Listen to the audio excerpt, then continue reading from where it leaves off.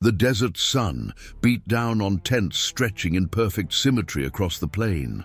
Smoke rose in thin white columns from cooking fires, and the smell of unleavened bread mixed with the sharp scent of livestock. Now imagine all of that going silent, and the ground itself tearing open like a hungry mouth. This is the story of Korah, the Levite whose rebellion opened the earth. The year is roughly 1400 before Christ, though some historians push the date closer to 1250. The precise chronology is debated, yet the record itself is preserved in the Book of Numbers, chapter 16.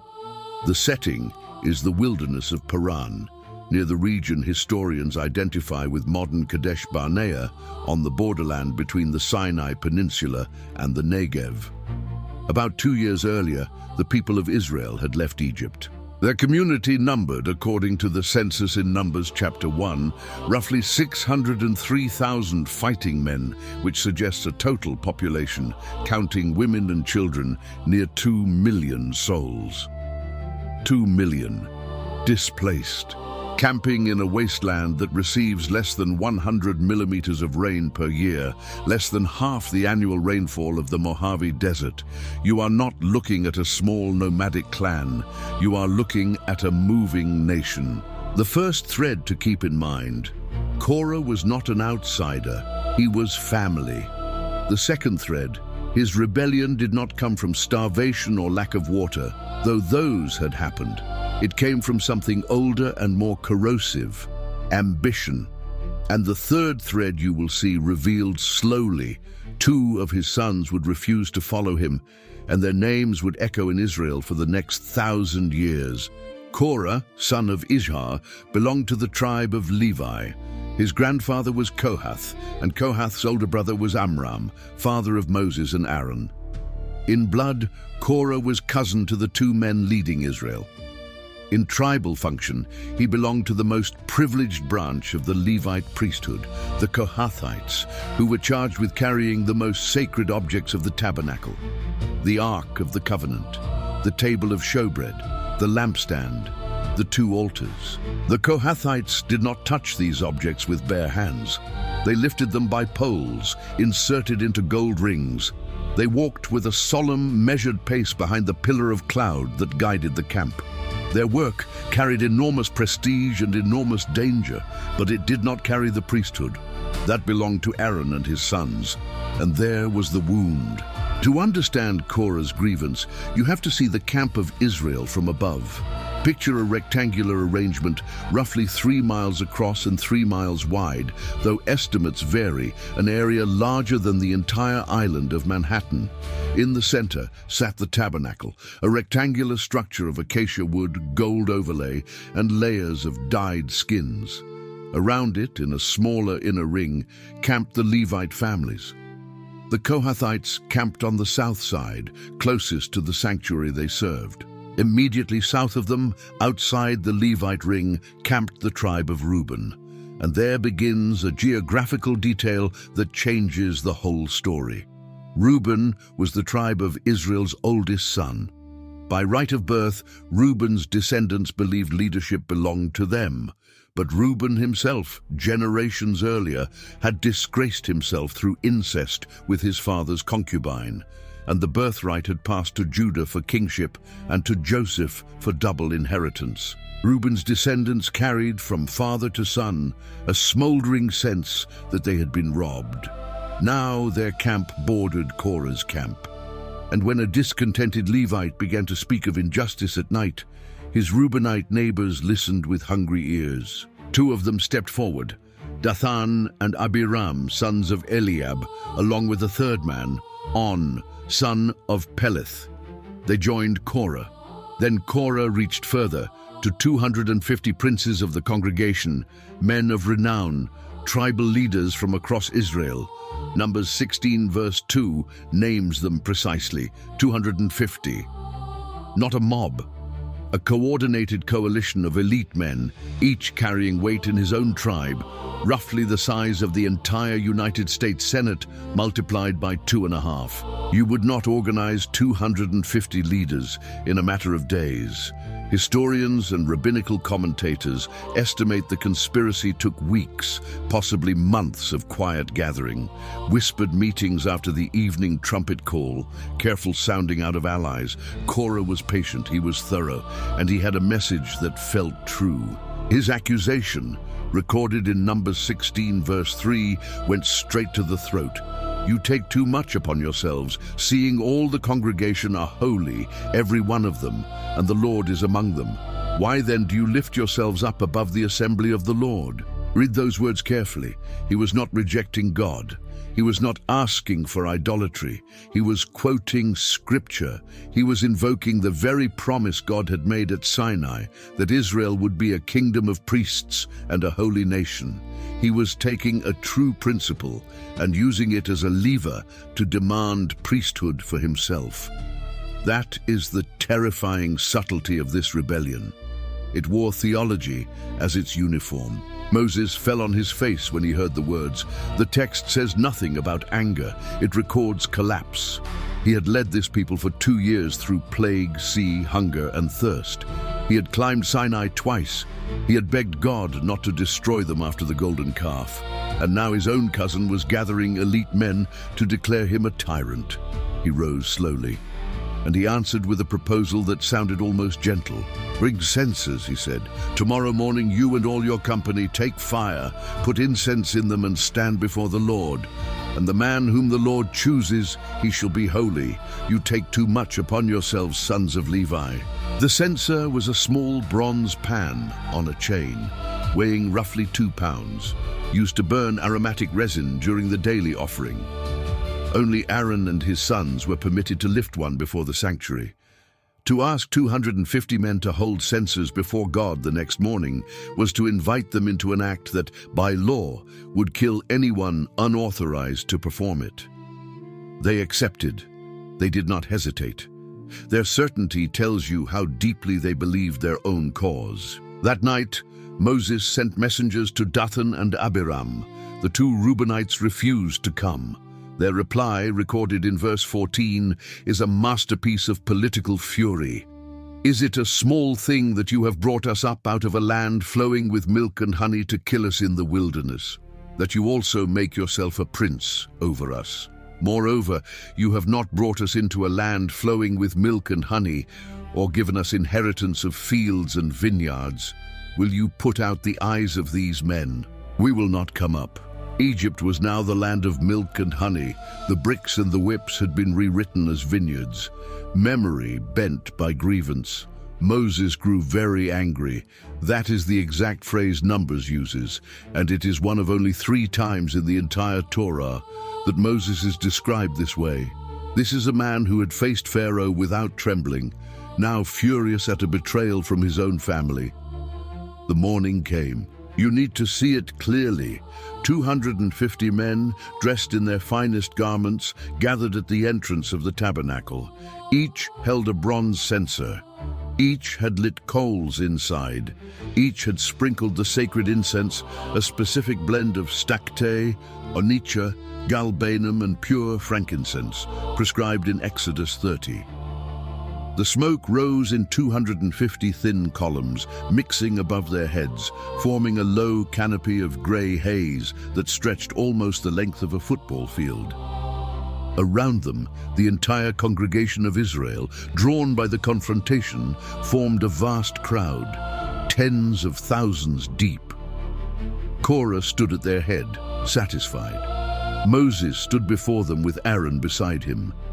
And then something moved, a weight in the air, a pressure the human body registers before it understands. The glory of the Lord appeared to all the congregation. The Hebrew word for glory, kavod, means literally heaviness. Something perceptibly dense filled the space above the tabernacle. God spoke to Moses and Aaron. Separate yourselves from among this congregation, that I may consume them in a moment. Moses and Aaron fell on their faces, not once but twice in the same narrative.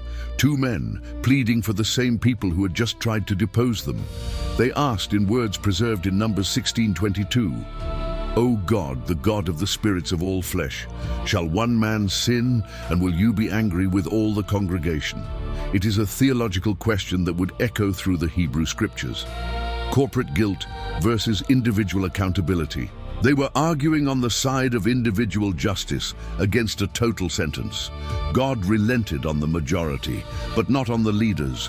The order came: speak to the congregation, tell them to move away from the tents of Korah, Dathan, and Abiram. You can picture it, a wave of movement across the encampment, families pulling back from the section where the rebels lived. Children carried, elderly leaning on staffs, animals herded away. A widening ring of empty space forming around 3 specific households. Korah, Dathan, and Abiram stood at the doors of their tents, wives beside them, children clustered around their legs.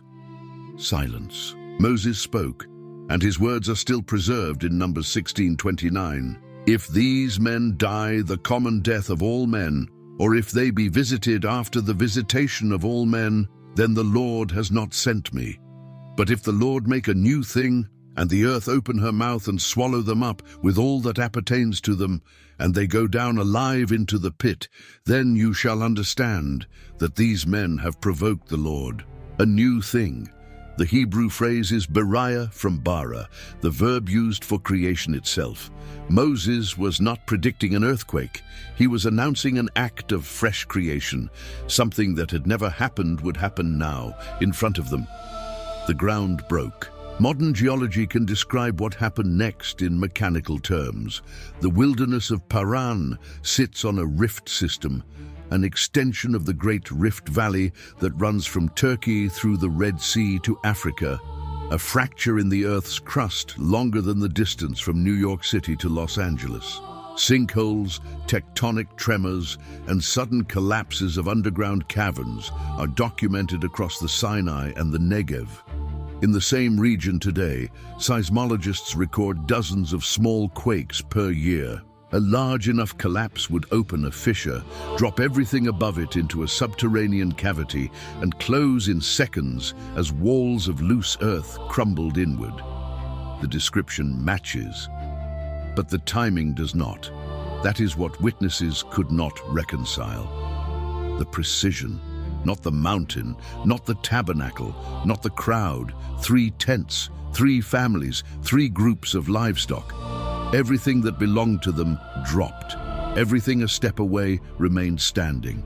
Numbers records, the earth opened her mouth and swallowed them up and their houses, and all the men that appertained to Korah, and all their goods. They and all that appertained to them went down alive into the pit, and the earth closed upon them, and they perished from among the congregation.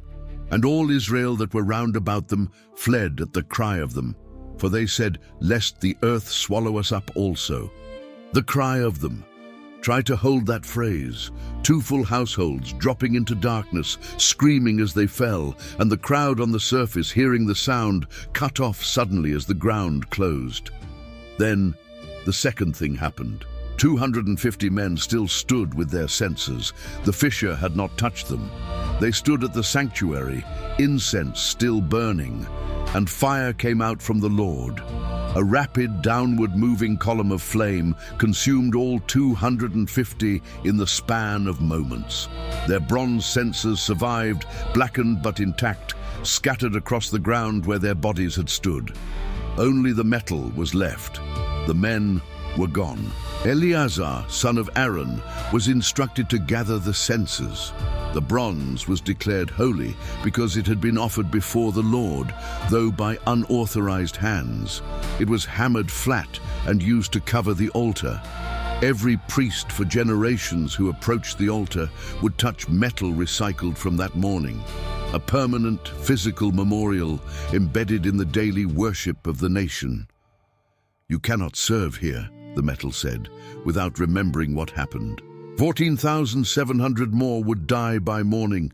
The plague came next. On the following day, the assembly gathered again, and instead of repenting, they blamed Moses and Aaron for the deaths. You have killed the people of the Lord, they said. And a second wave of divine judgment fell, this time in the form of a plague that spread through the camp with terrifying speed. Aaron ran into the crowd carrying a censer of incense, standing between the living and the dead, and the plague stopped where he stood. But 14,700 bodies already lay across the encampment. Add the 250 leaders. Add the households of Korah, Dathan, and Abiram. In roughly 24 hours, the community of Israel lost close to 15,000 people. 15,000. Enough to fill a mid-sized modern stadium. Enough to darken every family in the encampment with a mourning ring. Enough to make the smell of burial dominate the air for weeks. Enough to leave the ground scarred by pits and pyres for a stretch nearly the length of a marathon route. The cost was not only human, it was structural. Israel would remember this event as the defining lesson in what happens when ambition dresses itself as piety. And here is the detail almost no casual reader notices. Korah had sons, and they did not die. Numbers 26, verse 11, states plainly, "The sons of Korah did not die." Somewhere in the confrontation, at some point before the ground opened, they had separated themselves from their father. The text does not describe how or when, it only records the result. They lived. They fathered descendants. Their line survived through the entire history of Israel. Centuries later, in the reign of David, their descendants appear as temple musicians. 11 psalms in the book of Psalms are attributed to the sons of Korah. Psalm 42, with its opening line about the deer panting for water, is one of theirs. Psalm 84, praising the courts of the Lord, is one of theirs. The children of the man who tried to seize priesthood by force became the voices of temple worship. Consider the weight of that. For hundreds of years, on festival mornings in Jerusalem, sons and grandsons of the sons of Korah stood in the temple singing lyrics their family had written. Every worshipper in the crowd knew whose descendants those singers were. Every priest hearing them knew the story of the ground opening, and the very sound of temple worship carried in its choir the descendants of the rebellion. The ska had turned into music. You have to understand what this meant in the daily life of the nation.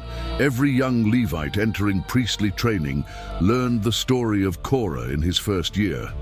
Every child hearing bedtime stories from a Judean mother heard about the ground swallowing rebels. Every desert traveler passing through the region where it happened felt a chill. Rabbinic tradition, centuries later, would even claim that the pit did not close completely, that on certain days one could still hear faint voices from below, though this is legend, not scripture. What the biblical text preserves without legend is that the location was avoided for generations. Whether or not any physical mark remained, the memory functioned as a mark. Do not touch what is not yours. Do not step into a role God has not assigned to you. Do not confuse your ambition with your calling. Modern archaeology has never located a specific site of the swallowing. The wilderness is vast, stretching over 23,000 square miles, larger than the state of West Virginia. Sinkholes collapse and refill. 2,000 years of geological activity have redrawn the terrain. What survives is not a hole in the ground. It is a chapter in a book, read continuously for over 3,000 years, in synagogues, cathedrals, mosques that reference it, and secular history classrooms. That is a longer shelf life than any monument. The story raises a question that the biblical writer refuses to answer directly. Why Korah? There were other complainers in the wilderness. There were other rebels before and after him. Miriam and Aaron themselves would grumble against Moses in Numbers 12, and Miriam would be struck with leprosy for a week, not swallowed by the earth. The disproportion of the punishment is not accidental. The text suggests, without explicitly stating, 3 factors. First, Korah's rebellion attacked the structure of worship itself. If he had succeeded, the priesthood would have become a matter of political consensus rather than divine appointment. Every generation would then negotiate who could approach God, and the negotiation would follow the loudest voice, the strongest tribe, the richest family. The center would collapse. Second, Korah knew the truth. He was not an ignorant man. He was a Kohathite. He carried the ark. He had seen the pillar of cloud rest on the tabernacle every night. He had watched Nadab and Abihu, Aaron's own sons, die instantly for offering unauthorized fire only months earlier. He knew what happened to people who touched holy things without permission, and he did it anyway. Third, his method was mass deception. He did not act alone. He recruited 250 leaders, each of whom then recruited followers, each of whom then poisoned an extended family. The infection spread through the community like a virus through a crowded city. To stop it required a demonstration visible from every tent in the camp. And so the earth opened. The final image of the story, the one seldom emphasized, is the aftermath in the priestly rotation. God instructed Moses to collect one staff from each tribal leader, 12 staves in total. Aaron's staff was placed among them in the tabernacle overnight. In the morning, Aaron's staff had budded, bloomed, and produced ripe almonds, a dead piece of wood turned into a living branch bearing fruit in a single night. The staff was placed inside the Ark of the Covenant, kept as a permanent witness. Whenever the priesthood was later questioned, someone could point to that budded staff and say, the one God chose is the one whose staff still bears fruit.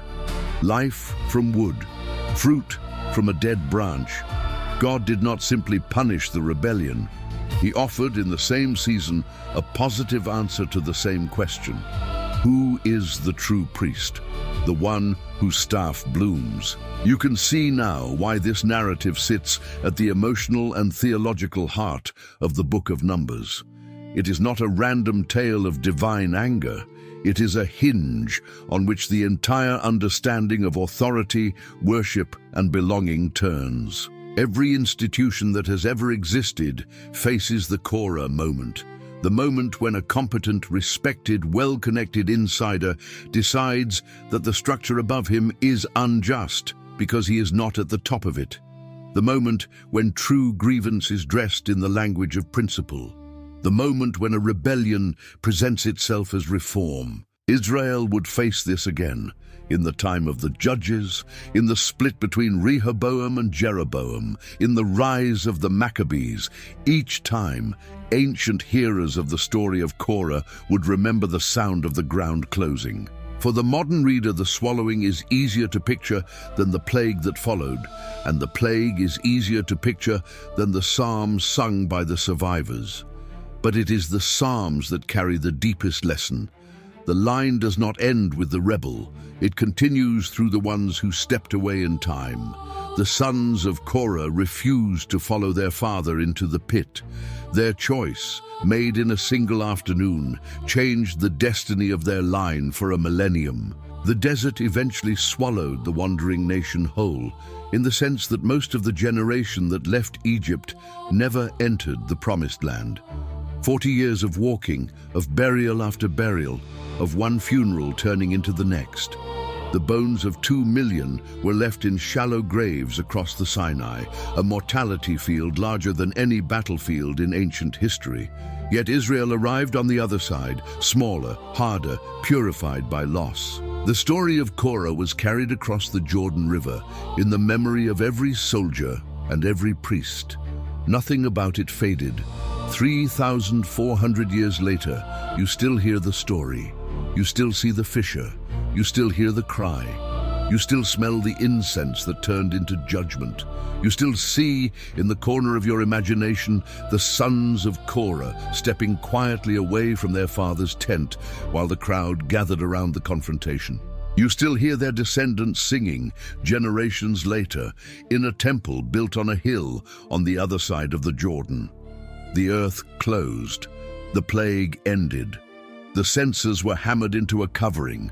The staff bloomed and was placed in the ark.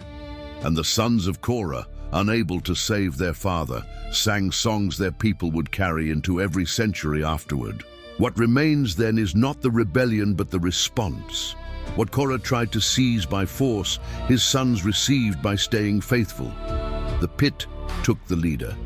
The temple took the children. Two directions from the same family, two destinies from the same afternoon. And that is the deepest weight of the story. Not that the ground opened, but that some people, standing near the same edge, still chose to step back.